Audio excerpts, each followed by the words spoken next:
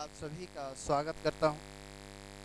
कल किसी कारण बस आपका जीएस की क्लास में नहीं ले पाया, इसका मुझे अफसोस है, क्योंकि आपको पढ़ाने में बड़ा अच्छा लगता है मुझे, क्योंकि आप लोग सुबह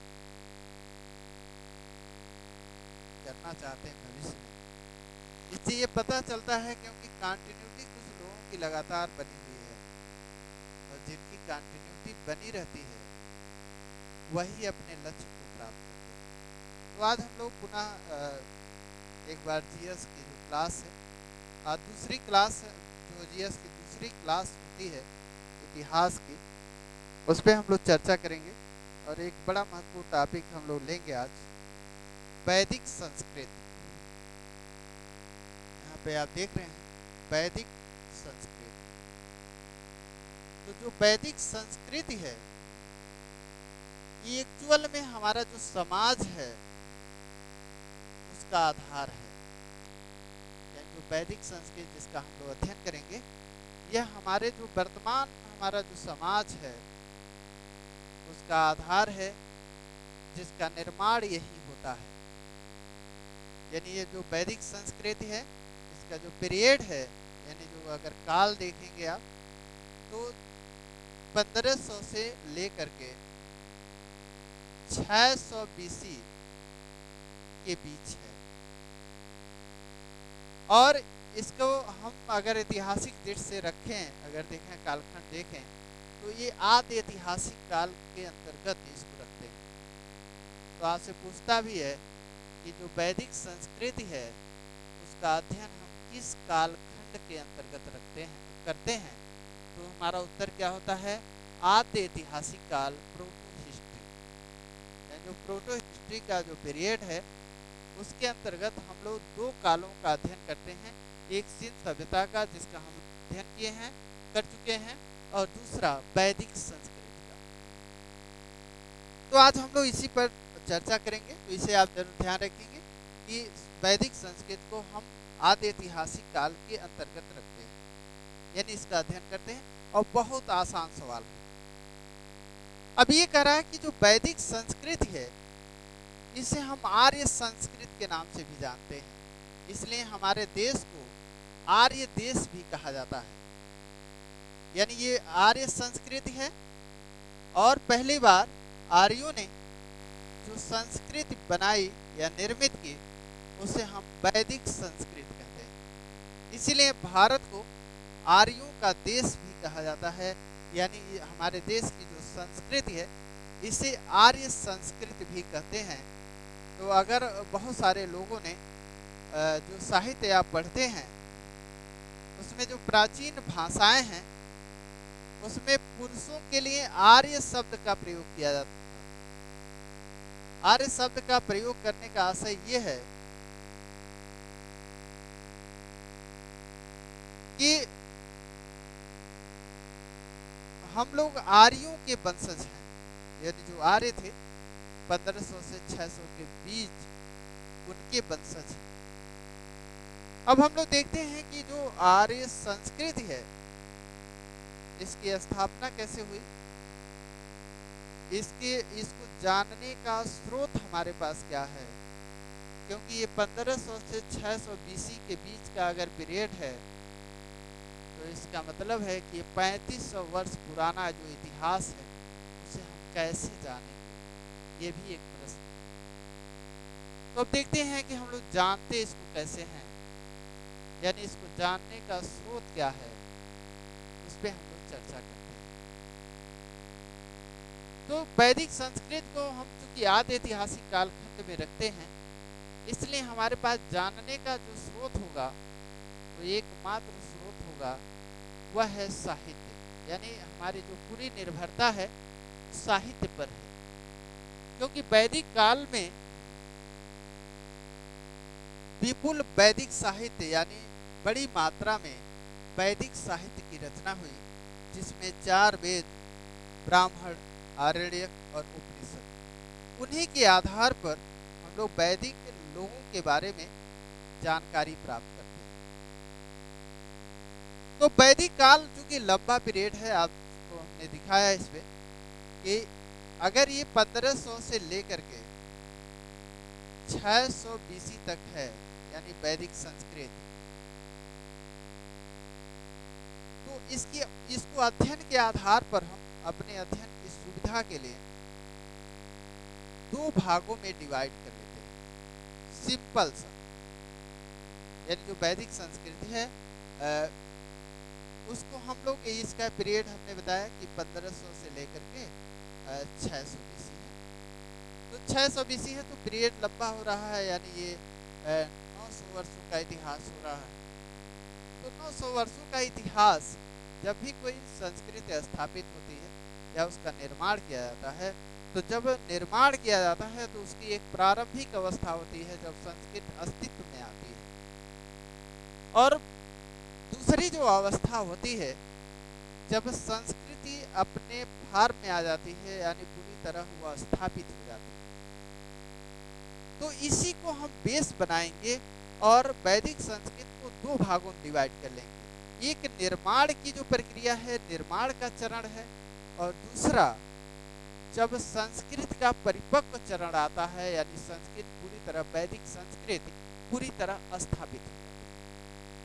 तो इसी को हम आधार बना करके दूसरी चीज हम ये भी देखेंगे कि जो हम संस्कृतियों को, वैदिक संस्कृत को दो भागों में डिवाइड कर रहे हैं, इसके पीछे एक और आधार है कि हम 500 वर्षों तक का इतिहास सिर्फ एक साहित्य के आधार पर जानते हैं, यानी ऋग्वेद के आधार पर, जबकि बाकी जो आर्यों का इतिहास है उसके लिए हमारे पास ढेर सारे साहित्य होते हैं, यानी 3 वेद, ब्राह्मण, आरण्यक और उपनिषद। तो उसी के आधार पर देखें तो पहले चरण को हम आरंभिक वैदिक कहते हैं। जब आर्य भारत में आए और उन्होंने एक सभ्यता का निर्माण किया। अब ऐसा नहीं, कुछ लोग इसमें होंगे, जागरूक होंगे, तो आप वो सोच सकते हैं कि जब माना जाता है कि आर्य बाहर से नहीं आए, दो विचार चलते हैं। एक विचार मानता है कि आर्य बाहर से आए, यानी मध्य एशिया से आए, और उन्होंने भारत में एक सभ्यता, संस्कृत की स्थापना की, जिसे हम आर्य संस्कृत या वैदिक संस्कृत कहते हैं। लेकिन दूसरा पक्ष भी है, जो भारतीय इतिहासकार हैं वे मानते हैं कि नहीं, आर्य बाहर से नहीं आए, बल्कि जो सिंध सभ्यता के लोग थे या जो यहाँ के स्थानीय लोग थे, उन्होंने ही जब शहरी जीवन नष्ट हुआ तो उन्होंने एक नई संस्कृति, ग्रामीण संस्कृति का निर्माण किया, जिसे हम आर्य संस्कृति कहते हैं। तो हम लोगों को विवाद में नहीं पढ़ना है, हम लोगों को क्या करना है कि परीक्षा के अकॉर्डिंग इस सिलेबस को पढ़ना है। अब वो कह रहा है कि अगर बाहर से आए 1500 बीसी में, आर्य बाहर से, मध्य एशिया से आए भारत, ये भी ध्यान रखेंगे। मैक्स मुलर एक विद्वान है, मैक्स मुलर, तो इन्होंने बताया कि आर्य मध्य एशिया से भारत आए, और यही मत मान्य भी है, मध्य एशिया से आर्य भारत आते, तो यही मत मान्य भी है। तो आपसे परीक्षा में पूछता भी है कि आर्य कहाँ से आए, तो मध्य एशिया से आए, और ये विचार किसके हैं, मैक्स मुलर। तो अगर इसको हम लोग मान लें तो वैदिक संस्कृत को पढ़ना हमारे लिए आसान हो जाएगा। आसान इसलिए हो जाएगा कि हम 1500 में आर्यों को भारत लाएंगे और ला करके एक नई संस्कृत का निर्माण करेंगे। तो इतिहास फिर गट-मट नहीं होगा, सीधे हम लोग पढ़ना शुरू करेंगे। तो यहाँ पे हम लोग देख रहे हैं कि आर्य जब मध्य एशिया से भारत आए,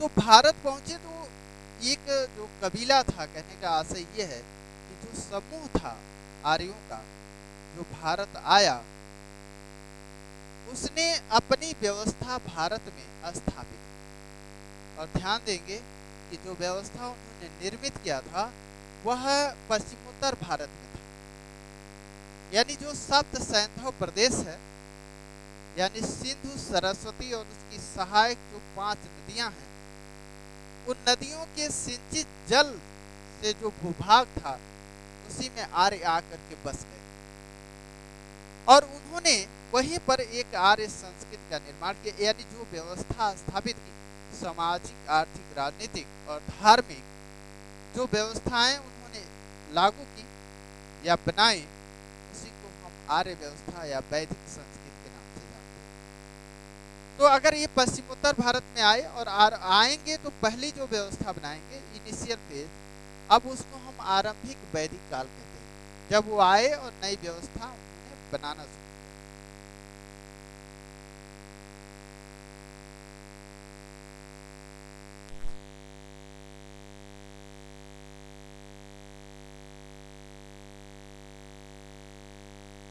आरंभिक वैदिक,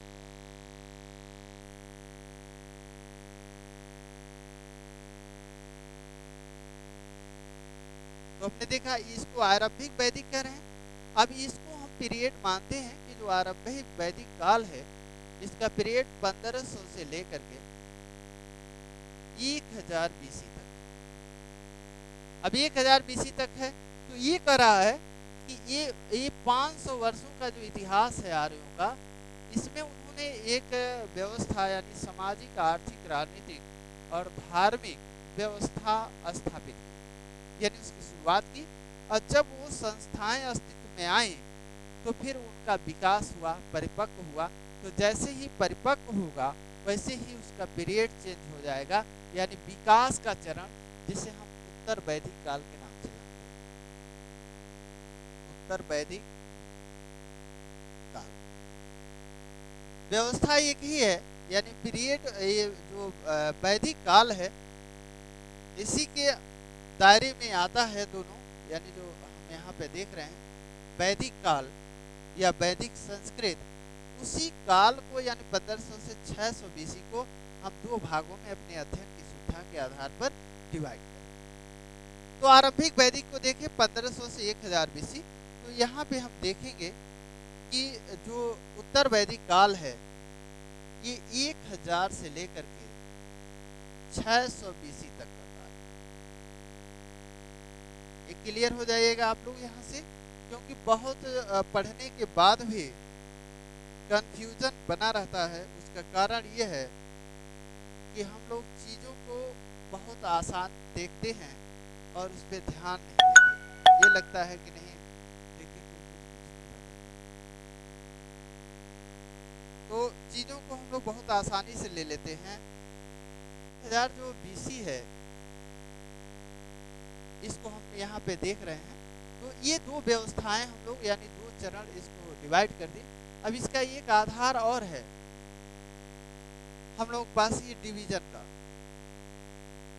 कि चूंकि ये 500 वर्षों का जो इतिहास है यहाँ पे हम लोग देख रहे हैं 500 वर्ष, इस काल का जो इतिहास है हम सिर्फ एक साहित्य के आधार पर जानते हैं, यानी ऋग वेद के आधार पर जानते हैं। यानी 4 वेद हैं आप जानते हैं, उसमें से जो पहला वेद है उसे हम ऋग वेद के नाम से जानते हैं। यानी वो पहला जो वेद की रचना हुई थी वो ऋग वेद था, और उस ऋग वेद से जिन आर्यों का इतिहास हम जानते हैं उसे हम ऋग्वैदिक काल के नाम से जानते हैं। यानी जो ये 1500 से 1000 बीसी का इतिहास है 500 वर्षों का, इस काल में एकमात्र वेद की रचना हुई थी जिसे हम लोग ऋग वेद कहते हैं। और ये ऋग वेद की रचना चूंकि 1500 से 1000 बीसी के बीच हुआ था, और 1500 से 1000 बीसी के बीच आर्यों का जो इतिहास है उसको जानने का हमारे पास जो सर्वोत्तम साधन है, एकमात्र साधन है, वह है ऋग्वेद। तो इसी आधार पर हम आरंभिक वैदिक को ऋग्वैदिक काल भी कह लेते हैं। ये भी ध्यान दें कि ऋग्वैदिक काल, यानी जिस काल का इतिहास हम ऋग्वेद के आधार पर जाने उसे हम ऋग्वैदिक काल कहते हैं। तो ये देखें कि पहला विभाजन तो इसी आधार पर कर दिया हम, और दूसरा जो 1000 से 600 बीसी है, इसमें इसको जानने के ढेर सारे साहित्य, वैदिक साहित्य उपलब्ध हैं। जैसे 3 वेद, 4 वेद हमने बताया, तो एक वेद हम यहाँ पे देख रहे हैं। अब 3 वेद, ब्राह्मण, आरण्यक और उपनिषद, यहाँ पे देखें उपनिषद, ये जो चार साहित्य हैं, इनकी रचना 1000 से लेकर के 600 बीसी के बीच हुआ। अब अगर 600 बीसी के बीच हुआ तो इसका मतलब है कि जो साहित्य हैं उनकी रचना का जो पीरियड है, काल है, उसके आधार पर भी वैदिक काल को 2 भागों में डिवाइड। तो 1000 से 600 बीसी का जो इतिहास है आर्यों का, वो हम 3 वेद यानी अथर्ववेद, यजुर्वेद, सामवेद और अथर्ववेद, ब्राह्मण और आरण्यक तथा उपनिषद के आधार पर जानते हैं। तो ये साहित्य की रचना के आधार पर भी हम वैदिक संस्कृत को 2 भागों में डिवाइड कर लेते हैं। एक प्रारंभिक चरण जब आर्य संस्कृत का निर्माण हो रहा है, और दूसरा परिपक्व चरण जिसे हम उत्तर वैदिक काल के नाम से जानते हैं। तो ये तो हम लोग देख लिए। अब जो आरंभिक वैदिक है, ऋग्वैदिक काल है, यहाँ से एक और महत्वपूर्ण हमको जानने का एक स्रोत है हमारे पास, जिसे हम बोगज कोई अभिलेख के नाम से जानते हैं। वो आपको याद रखना होगा क्योंकि सीधे सवाल पूछता है। तो हम देख रहे हैं कि जो ये डिवीजन आपने देख लिया। अब हम लोग देखते हैं कि जो आरंभिक वैदिक काल है, इसको ऋग्वेद के आधार पर हम जानते हैं, यानी एकमात्र साहित्य है। लेकिन उसके साथ साथ कुछ क्या और है जो ऋग्वैदिक काल को जानने में हमारी सहायता करता है। तो उसमें हम लोग देखें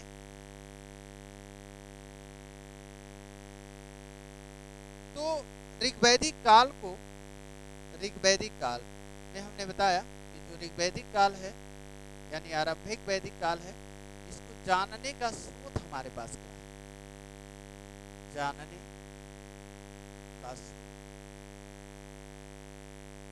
स्रोत में हमने देखा कि हमारा मुख्य स्रोत क्या है? मुख्य स्रोत वह है ऋग्वेद, यानी यहाँ पे हम लोग देख रहे हैं ऋग्वेद। दूसरा, इसी ऋग्वेद के आधार पर हम आरंभिक वैदिक को ऋग्वैदिक काल भी कहते हैं। दूसरा अगर स्रोत देखें हम तो यहाँ पे जेंद अवेस्ता, जो जेंद अवेस्ता है, ये ईरानियों का ग्रंथ है, यानी जो जरथुस्त्र धर्म था उसका ये बाइबिल है, यानी जरथुस्त्र धर्म का जो बाइबिल है जेंद अवेस्ता से भी ऋग्वैदिक कालीन जो आर्य हैं उनके बारे में जानकारी मिलती। तीसरा जो महत्वपूर्ण स्रोत है हमारे पास वो है बोगज कोई अभिलेख।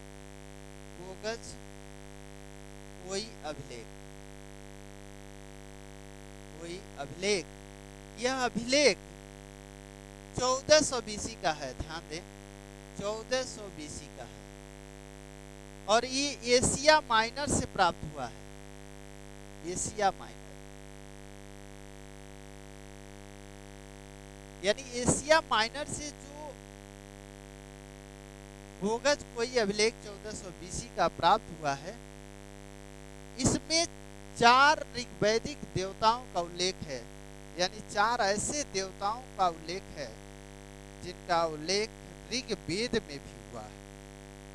यानी इसमें जो 4 देवता हैं, इंद्र, मित्र, वरुण, नासात।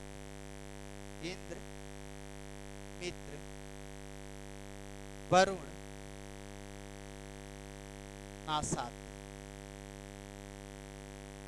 तो ये 4 देवता हम देख रहे हैं कि ऐसे देवता हैं कि जिनका उल्लेख ऋग्वेद में भी है और बोगज कोई अभिलेख में भी है। यानी बोगज कोई अभिलेख एक संधि, बोगज कोई अभिलेख में एक संधि का उल्लेख है जो 2 राजाओं के बीच हुआ, हितनी और मितनी।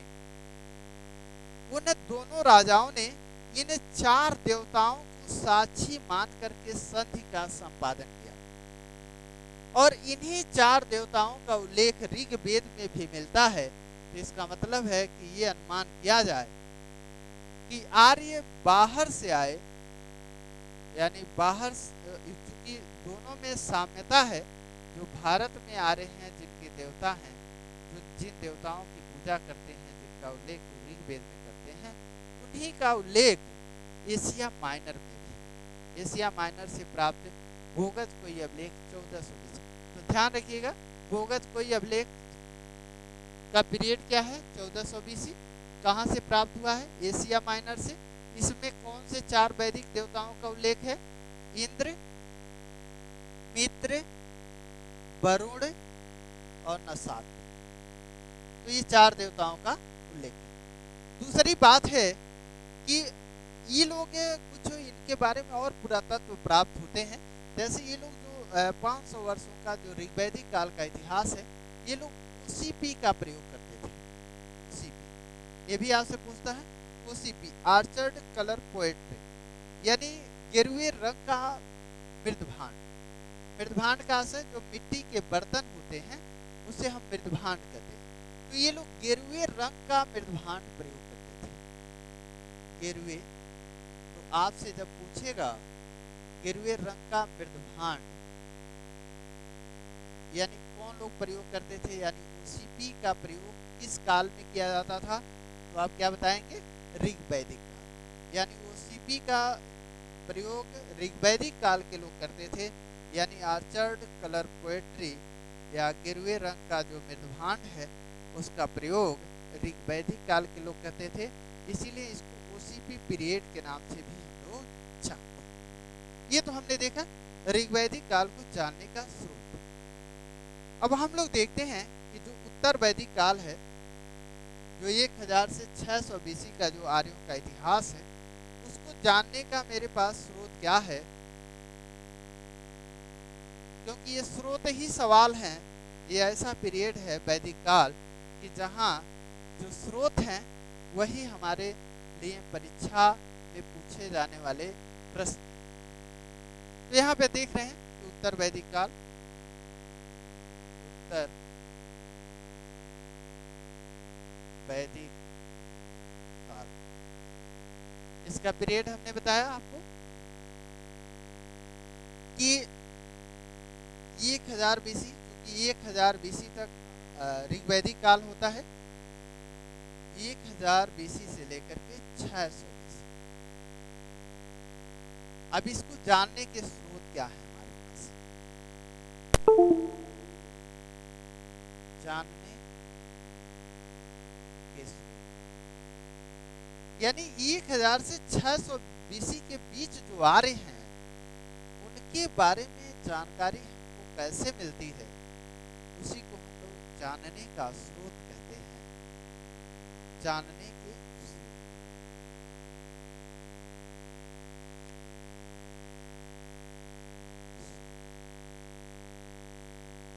अब यहाँ पे जानने का स्रोत हमने बताया था कि 3 वेद यानी 4 वेद हैं, ऋग्वेद, यजुर्वेद, सामवेद और अथर्ववेद। ये जो 4 वेद हैं उसमें से एक वेद की रचना तो हम लोग कर चुके हैं 1500 से लेकर के 1000 BC के बीच, और वो 1500 से 1000 BC के बीच का इतिहास बताता है कि आर्यों का इतिहास क्या था।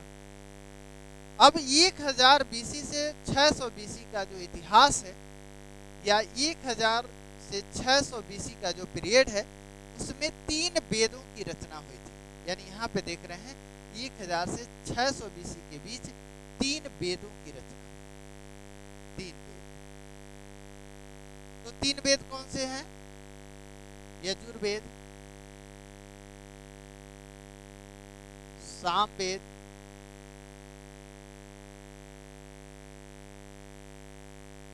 और अथर्ववेद।